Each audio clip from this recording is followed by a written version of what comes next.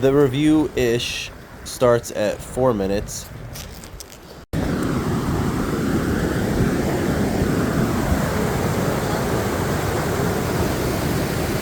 In this running vlog tips and review of the Nike Alphafly 3.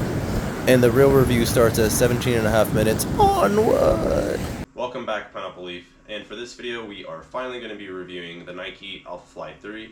I've talked about it a few times in some of my previous videos. It is my 5K and marathon PR shoe thus far, and some of my best workouts that I've ever done in running has been from the Nike Alphafly 3. You have to forgive me, I'm coming off of an over 80-mile running week, 12 hours sleep with a foggy, low energy, not runner highs brain for this day. Straight recovery day. And that footage was from a recovery slower run, relaxed miles on an atmospheric river, full creek flow, fun adventure run. You can go back and check out my unboxing of these two pairs of shoes, but I digress. Let's get into the actual review of this shoe. As you can see, I'm set up to go on a run today. After this review, I won't be going in the Nike Alphafly 3. Probably going to be doing just a regular some of my relaxed base aerobic miles, maybe in a pair of the Nova Blast 5, Glycerin Max 2, or Hoka Skyward X. And as usual, I am not sponsored by anyone. I would be the first to tell you if I were. These reviews are not influenced any way whatsoever by any shoe brand. I do pay for all my gear myself, so you are going to get a completely unbiased opinion. And for today's run, I will be testing out some Target brand KT tape. Actually, I will not be shopping at Target anytime soon after I just kind of got this before their announcement of not representing their communities with DEI. I think your workplace should represent your community. I got a generic version of KT tape here. So far, I haven't been really loving it. It's only $5.49 per roll, but it's a lot more flimsy, not as robust as the KT tape, and I think the KT tape might be more worth it, but I'm still kind of trying to go further analysis, review of these, see how long it sticks on. So far, it's definitely a lot more flimsy. It's not really pre-cut as well. You can kind of peel it off, but it kind of like doesn't have a clean cut through the tape and can bunch up the tape when you peel it off. And you're gonna be rocking some CEP SEP socks, the low cut with the Nike dry fit, and a new John G shirt. And it's cold. I might wear a beanie today. I'm not sure. Probably you're gonna wear a hat because it's raining, because this will just get more like soak up the water to where I just want to keep the water out of my face and wear a hat on a rainy run like today. But first and foremost, in this review, just to let you know that, and yes, I did my usual cleaning before the review, so I'm not just touching these dirty pairs of shoes with my hands, and because you're running through all sorts of stuff, from all sorts of icky stuff out there, so I'm kind of touching it and rubbing it all over my face, sticking my hands in there.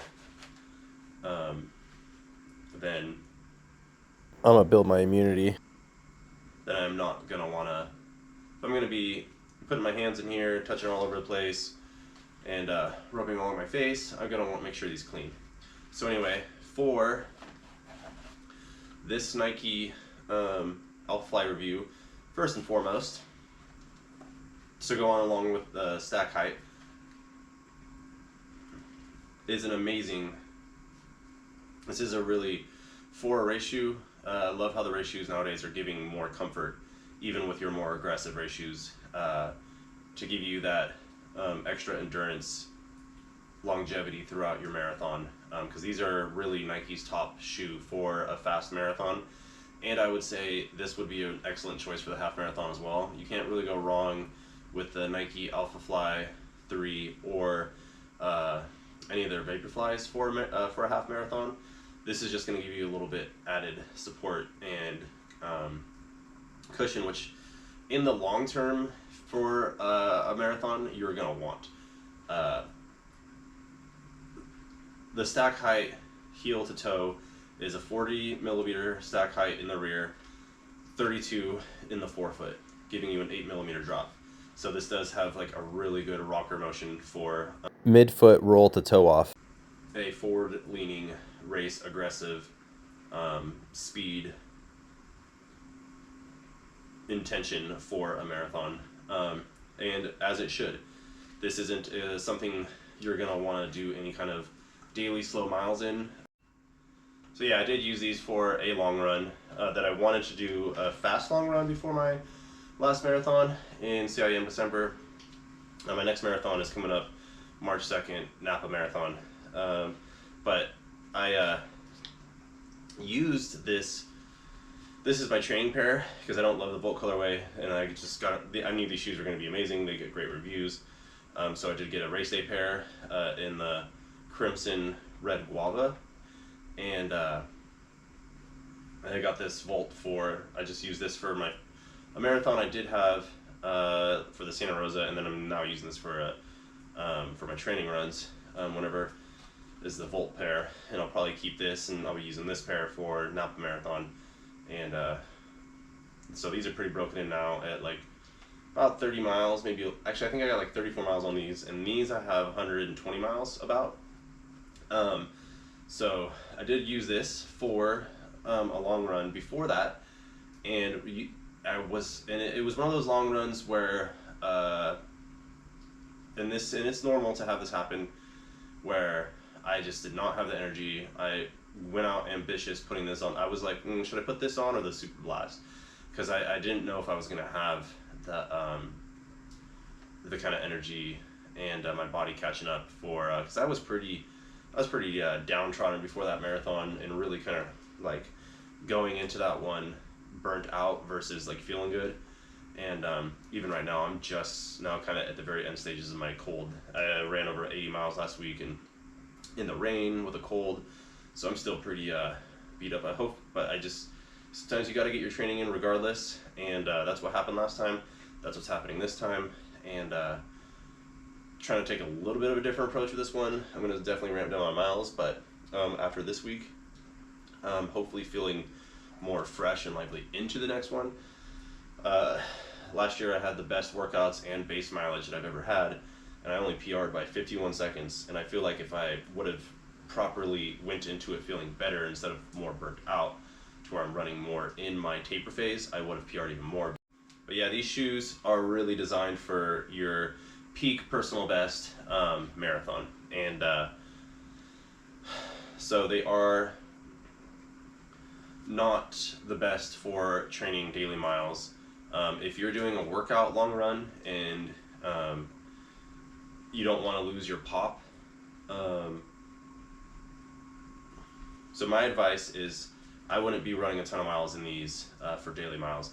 These are not designed to go slow. I did not feel good running slow in these because they come alive in your faster paces. And my main goal at that point, because I felt terrible on that long run before CIM with these, was I hit over 3 hours, but it was like I was struggling to keep it in my relaxed, easier paces under 9-minute miles. Elapsed time, and I kept having to like retie and stuff. I did get a really good lockdown with these in the marathon. I was going a little tighter. They do have, this upper is a very nice stretchable mesh, lightweight, breathable sock-like, in the way that it forms to your feet. The way it can, enwrap your feet in a sock-like form, where it's just not going to put like a ton of pressure, hard pressure on. It's very comfortable, really great max stock height, and so if you want to kind of like, I don't really think these need much of a break-in per se. I wouldn't want to put over 60 miles on these going into a marathon. I think these would be, I think that I wouldn't want to put over 100 miles in these before a marathon. So my recommendation is you do want to get used to these shoes before going into a PR race, before going into one of your goal setting PR races. But if you can, try to limit the mileage you get in these, so stack height doesn't compress too much before race day, because these things are incredibly bouncy, and the carbon plate is really firm. Like, this is a stiff shoe. I love the cushion on these, and how lightweight they are. And the one thing that I feel like I've done a pretty good job at is you have to be mindful. Is you don't want to, like, if you are a heel striker under your knee, so you want to be healthy when you're running, so you want to make sure you're not reaching out as you heel strike. But if you're more of a heel striker, which these do have a really good max cushion for a race day shoe, but that the coverage under the heel will make it more unstable. I wouldn't recommend these to anyone that's running a marathon 3:30 or slower, to 4 hours to 5. This is not going to be the shoe for you. I'd recommend something like I would recommend looking at a more comfortable pair that doesn't have the intention of running faster in the Nike Zoom Alphafly knit plate in these AirPods, because if you're going to get the most of your energy return, bouncing trampoline like energy return from these Nike Air Zoom pods, which, as you can see, are right in the front of where you're going to want to be kind of mindful landing when you're running. So if you can have really good focused form through your marathon, 3 hours or below, kind of around that range, I would probably say, like, if you're trying to go maybe, I don't know, 3 hours 20 minutes and below, these would probably be pretty good. Maybe 3:15 and below, but these are really going to be designed for running those faster times of 3 hours and below, and I would say even faster, like, is where these are going to be the most efficient. I mean, look at the elite marathon runners who run in these, who have the world record for male and female. That's who they're designed for. Not that they're not capable for faster times for us non-elites, but I mean, look at the more lightweight elite racers that they're most efficient for, is what I mean. If you're a heel striker or running slower than a 3:30, not the top pick for running that kind of time length while trying to keep that focused while forefoot striking. You're just naturally probably going to be more in the mid and rear at those paces, especially at the last hour of your marathon. You're going to just not get the benefit out of this that you would other shoes that might get you even a better time, because these are meant for getting the most out of, like, when you're really not going to get the kind of return you're going to want unless you are running fast in these. That's where you get the energy return. So be mindful of forefoot striking, is just going to be my recommendation on that. It takes a lot of practice, but practice makes perfect. If you kind of, like, intentionally picture the forefoot while you're running, if you picture yourself landing on your forefoot right here while you're running, and you got to keep that focus, is you will start hitting that area more as you're running. It's kind of the same thing. Like, when I'm planking, if I want to feel it lower in my abs, I will I will plank, and I will focus my mind. Like, I will picture that area, and I will start feeling it targeting that area. Mental imagery. And, so always kind of experiment, take try to take all the advice you can, and then take what's useful and make it uniquely your own, and try to really just practice those in your training runs, because you're going to race the way you practice, just like you're going to fight the way you practice. It's hard to like just start getting those good habits during race day. You want to practice those good habits. Same thing with a high cadence, where it's also going to keep you more injury free. One thing I did when I had a lower cadence, when 158 to lower 160s, and I wanted to get to 170s above, especially during race day. I'm now like over 180 on a lot of my runs, 180 and above. Sometimes closer to 190 or 190 is, or closer to 190 is. I downloaded a metronome, and I pretty much only listened to that metronome while I was running for like a month, and that repetition of getting used to it and just you will start to notice that your average cadence is going up per run just a little bit, and then like now I don't even think about it. It's kind of the same thing as being a vegan. I don't even really like think about cooking the way like when you first start doing it. It just kind of becomes a lifestyle. It's not like something you have to force in as like a chore. So it's just very natural.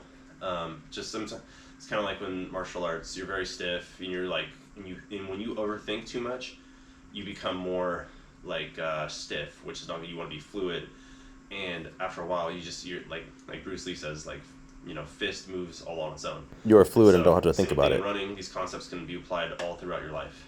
Same thing with stress and overthinking.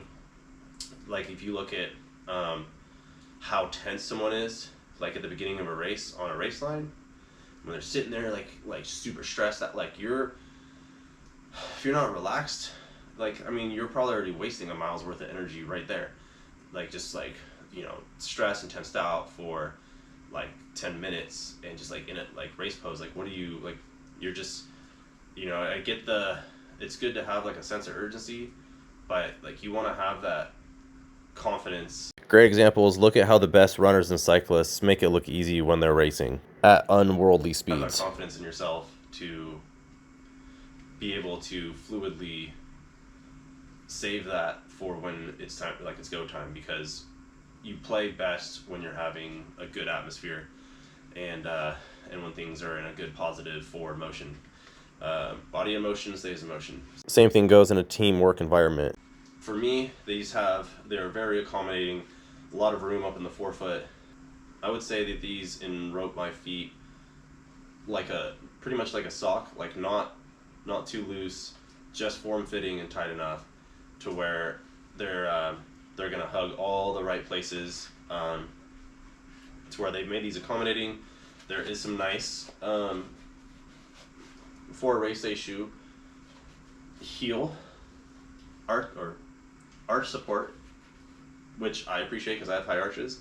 The structure in the back is very firm in the heel at the bottom, to where it gets medium firm to the top, and then there's like a nice almost like those old Jordan shoe, nice indented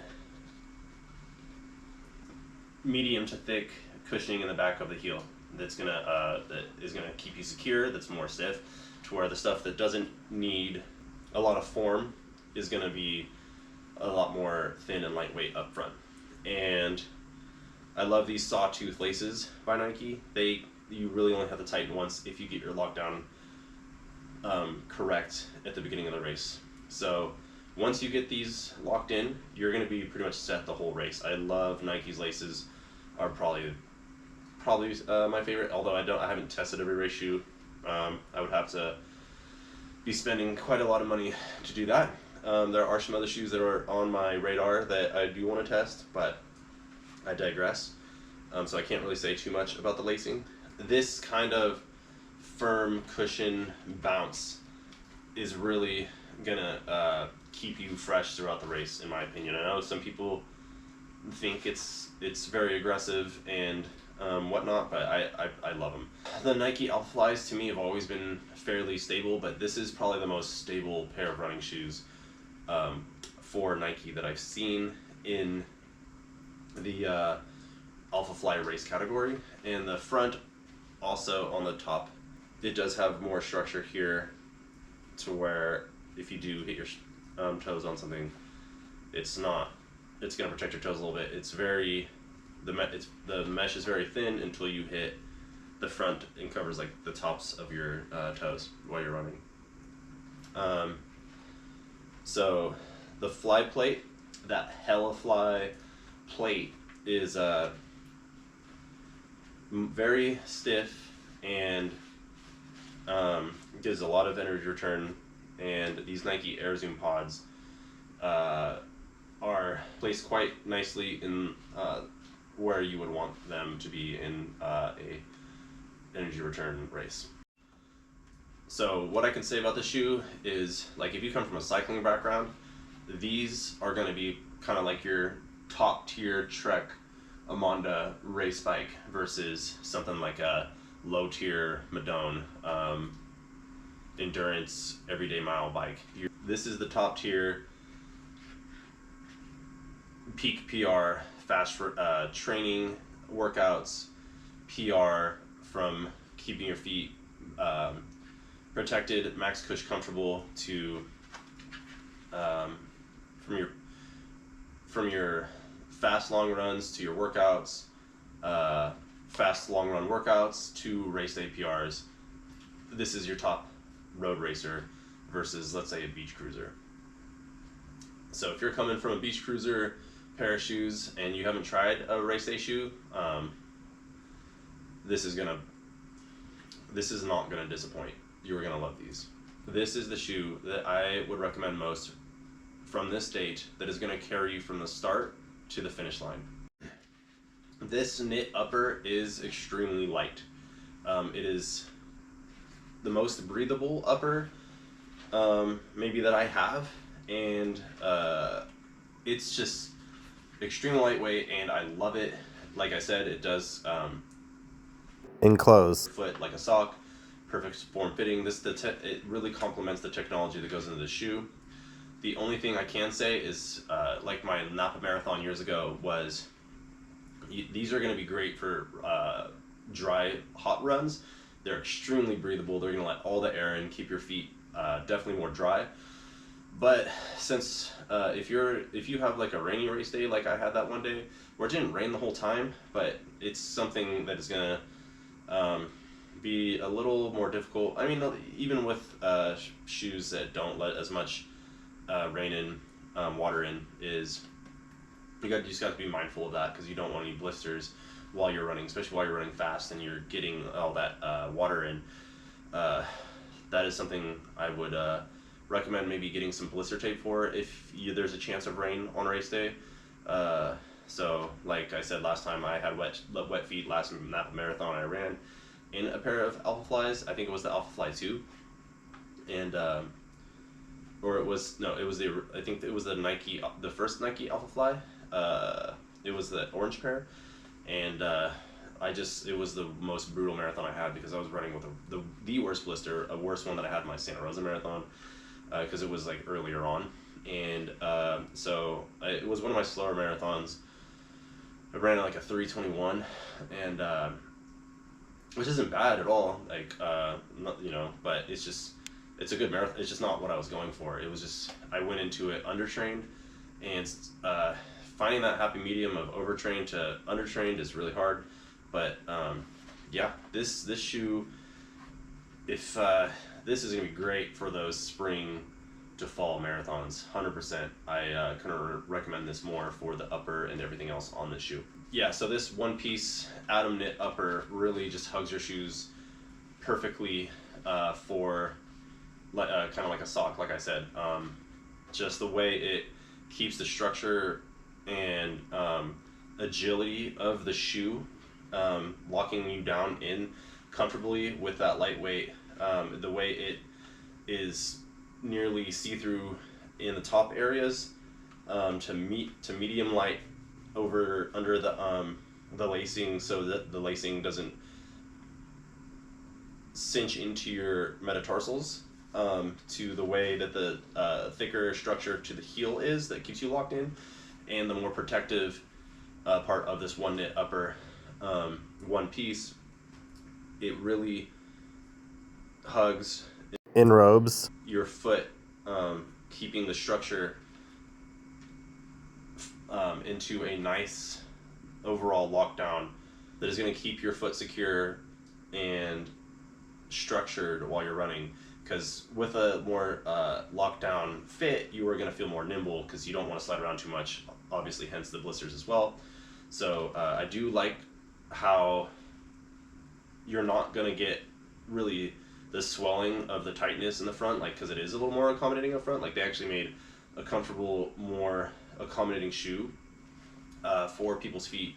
Like, I do have some wider feet in the front to where it's going to hug your the inside of your arches and keep you locked in the rear. This is a pretty good shoe because, especially with me and my right foot, this is a really nice lockdown. I didn't have too many problems at all in wearing these shoes with lockdowns. This is something that's going to keep you fast and nimble and structured throughout your run. And for the foam, this Nike Zoom X is extremely light and responsive.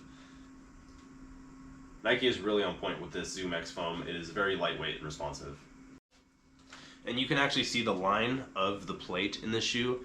It is a really fairly straight line in the plate. This line represents the plate right here, and it goes, you can see the cut crease goes right over the Zoom pod, and it kind of dips down a little bit, but it's a fairly straight plate right there. So as you can see,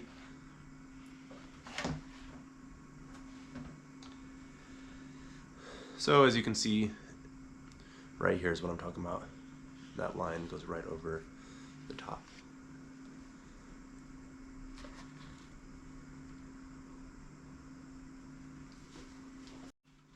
And this Nike Alphafly 3, most of the technology is designed for this Air Zoom pod. So this shoe really is designed for people that are mid to forefoot strikers. That is where you're gonna get the most energy return. So I would not recommend the shoe if you're not running fast. If you're not running closer to, I wouldn't recommend this race shoe if you're a heel foot striker. You're just going to get the most efficiency out of mid to forefoot striking, and you have to keep that mindset during a race. And you're going to have to keep that form. So, and if you can't keep that form throughout the whole race, this might not be the best option to get a PR in your training or in your marathon. And for the outsoles of these shoes, the traction is actually really amazing on these, and the grip during wet runs, I will say, is the grip isn't slick on these. You're not gonna have like that sliding feeling that, like, say the Nova Blasts are gonna have. That's the one knock on the Nova Blast 5 in wet conditions, is it is more slick. You're more susceptible to falling. But this is a really durable outsole, and as it should be, because this shoe is $285. Yeah, I can understand why people wouldn't have a race day and a training pair of these. That just so happened to be something that happened with me. But yeah, this very durable, strategically placed Air Zoom outsole, extra firm. These circles here that are colorful, that represent the colorway on this. The main colorway are, since you're going to want to be landing here, this is where the most protection is going to be under those Air Zoom, under the Air Zoom pods, and this is going to be where you're going to have the best traction and protection. So like I said, right here is kind of represents where you're going to want to start naturally foot striking during your runs to get the most out of it. So it's going to propel you, that Air Zoom pod, from here to out. And if you're kind of more of a striker back here, I'm just saying that, like, yeah, you can kind of hit, but you want the majority of that weight kind of more in the front, like here. So you're just to where you're gonna be, like, if you're compressing the most in the rear and just lightly going on, like and lightly towing off the front, it's just not gonna do you the service of buying parallel. I would probably recommend getting maybe something more like the ASICS Sky Paris. And if you want like a fast shoe that's not going to be 100% more focused on having you hit the best part of this technology, which is going to be the AirPods. So that's where that representation is. Very durable. As you can see, these have 120 miles in it. And here's a version that has like 34 miles, I want to say, versus 120. There is some creasing in the middle of these shoes, and as you can see, the outsole is holding up quite nicely for a pair of race shoes. I do have some creasing in the foam on the sides, as you can see, that represents some wear. As you know, expensive pair of race shoes that aren't just going to be as durable are going to be. And yeah, there's a fair amount of creasing in the midfoot as well, because I'm also in these training shoes. I'm also not going to be hitting all my fast miles in these anyway, because I'm going to have some slower miles. And so as you can see, there where I do strike when I'm running faster, there is kind of an inverted cave in right here in these shoes. This line, it's both prominent on both pairs of shoes. It's prominent in both pairs of shoes. So that's something you're gonna have to be looking at your outsole.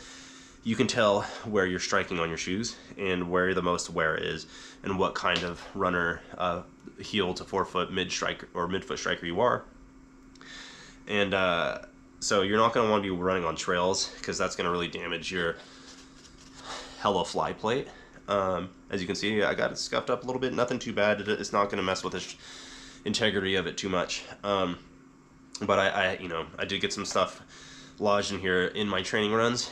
But yeah, during a marathon, you don't have to worry about these cutouts, because it's on a race course on the cement. You're just not going to have like a bunch of rocks and stuff like that, and acorns and debris and whatnot. So nothing to stress out there.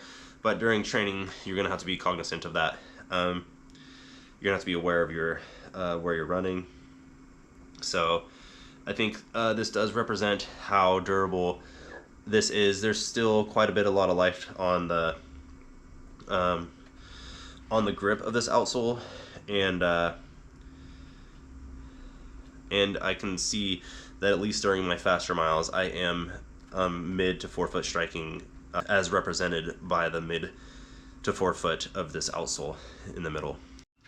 And another thing I do want to say about this shoe is they are very loud. You will notice that as you're running. This shoe, everyone's gonna hear you coming up on them. Don't think you're a sneaky ninja in this pair of shoes. This is probably one of the louder shoes as you're running that I've ever had. All the Nike Alphaflys that I've had, well, I've only had 3 pairs, and I've only had 2 different pairs, are very loud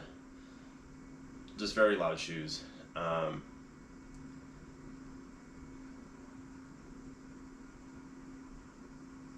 But it is not that uncomfortable, firm slapping loud like I did have in that Adidas Takumi-sen pair of shoes.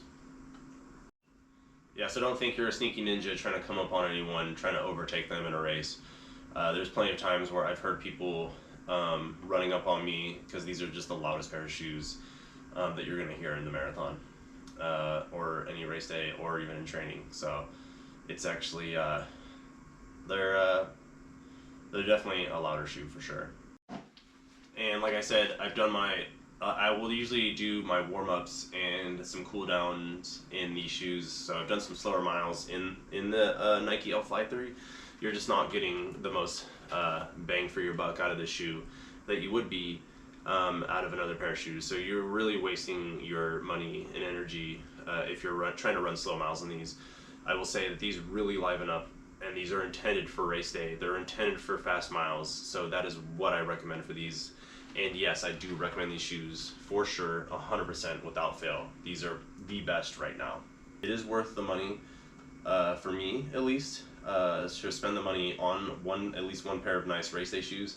If you're chasing a goal, these are just gonna be. This is just like night and day of what it's gonna do to carry you throughout. So I'd recommend having one pair of shoes that you're gonna do to get used to them in some race day workouts, and not run slow mileage because you're not going to get the most out of them, and to race fast, and you're really gonna love the way these feel during your PR push. And what these shoes are going to do to you, the way they're going to make you feel, is definitely worth the your labors that you're going to be putting into it. If you're going to be putting that much time into training, the blood, sweat, and tears. And final thoughts on the shoe is that everything you've heard about the shoe is what you would be expecting from it. It is true, at least from my perspective. I highly recommend this shoe. This is just top tier, Joey the Jackalope recommended PR pace pusher right here. Is everything that you've heard and expected. I couldn't recommend it enough. This has got to be the top recommendation for a marathon shoe, especially since this hype shoe right here, this Nike flagship shoe for the marathon, has the world records for does hold the world records for the marathon. So that's just as another thing to add To its long list of benefits. which is just one more thing that's going to add to the legend of this shoe. So world record and PR shoe, there's a reason for it. I mean, yeah, Nike does have some of the best signed athletes, so does Adidas, but which is obviously going to be the main reason. But I mean, this shoe is just has everything kind of going for it for recommendations, and the results kind of speak for themselves. So a lot of people PRing these shoes. Like I said, it's a PR for me. It wasn't the most dramatic PR from the Saucony Endorphin Pro 3 to this, but I also think that was just because I went into it really drained and overtrained, and didn't get to go into it as fresh and happy, fresh and lively as I did. I had a bad taper. So hopefully everything goes right one day, and I have a running high, and then go sub 3 would be my goal. So yes, this is the shoe I'd recommend the most. Final thoughts are that yes, this gets a Joey the Jackalope pass to springboard you into your next marathon PR, or even half marathon PR. I would even recommend these shoes. The kind of feeling you get from the safety structure and cushion bounce of this versus other really harsh, more aggressive running shoes is I'd even recommend this just to go all out in a half marathon to marathon. So I even got my 5K PR in this. So, but I don't really have like a ton of like really more lightweight, less stacked shoes that I run in for lower mileage PR. So maybe I'll pick up something faster for those, and to test out versus a more Max Cush race day shoe that's lightweight like this. But I would like to hear what you have to say in the comment section below, and your experiences of what you would say versus me in this shoe, and what maybe what other shoes you'd recommend versus this for a half marathon to marathon race day shoe. Anyway, that's all for my thoughts on this. Even the tag in here is the most lightweight. It looks like sushi. It looks like rice paper, this thing, or like those like strips of mint that you would be putting in your mouth. From like the sizing and tag, with everything about this is just so thought out well, thoughtfully. So this is 100% go-y recommendation. Peace out and bye, Pineapple Leaf. Everyone who's tried these shoes, leave a comment section. I would like to hear what your thoughts are on these. Mutual aid and solidarity, and stay safe on your runs, and keep up the effort way of the ninja, Pineapple Leaf. Keep fighting the good fight during these dark times and hold your head up. We are strong and stronger together. Diverse tactics and diversity is our strength.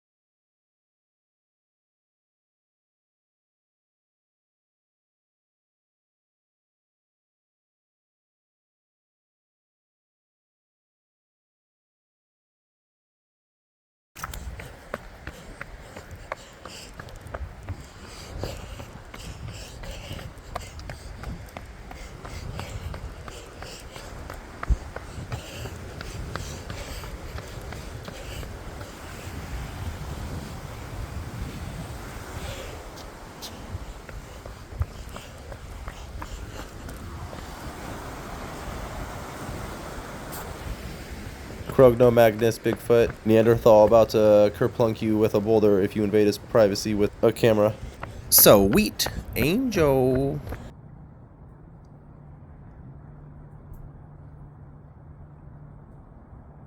Quite the painted sky to static stretch to after a run.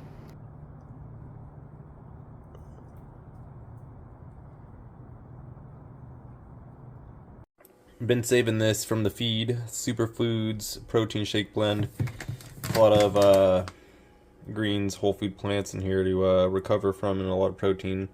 So, I love these. Yep. I save these for after key workouts. It's gonna be like a little dessert treat with some Oatly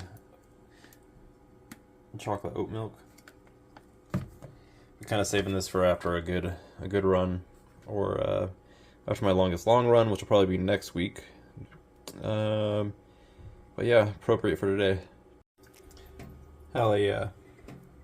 Canned coconut milk, 10 organic mushroom mix, ground cinnamon, nutmeg, cacao, put hemp, these are all organic, chia, flaxseed, brown sugar, cane sugar.